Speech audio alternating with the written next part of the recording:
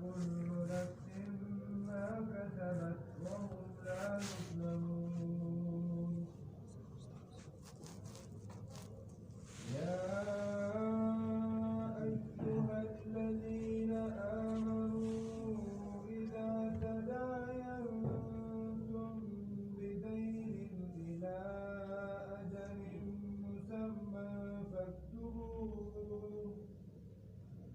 وليكتب بينكم كاتب بالعدل ولا يأب كاتب أن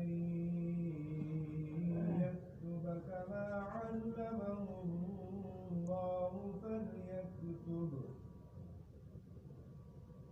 وليملل الذي عليه الحق وليتق الله ربه ولا يبخس منه شيئا، فإن كان الذي عليه الحق سفيها أو ضعيفا أو لا يستطيع أن يمل هو فليملل وليه بالعدل،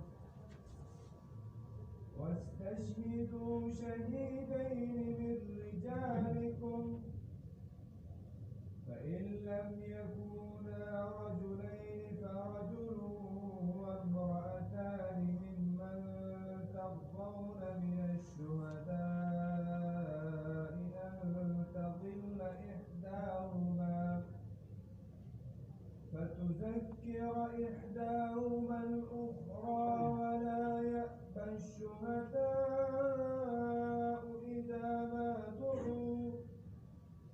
ولا تسأموا أن تكتبوه صغيرا أو كبيرا إلى أجله، ذلكم أقسط عند الله وأقوم للشهادة وأدنى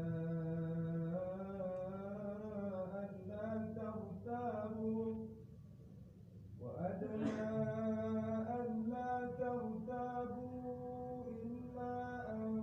تكون تجارة حاضرة تديرونها بينكم، فليس عليكم جناح ألا تكتبوها، وأشهدوا إذا تبايعتم ولا يضار كاتب ولا شهيد، وإن تفعلوا فإنه فسوق بكم، واتقوا الله ويعلمكم الله والله بكل شيء عليم. وإن كنتم على سفر ولم تجدوا كاتبا فرهان مقبوضة، فإن أمن بعضكم بعضا فليؤدي الذي اؤتمن أمانته وليتق الله ربه ولا تكتموا الشهادة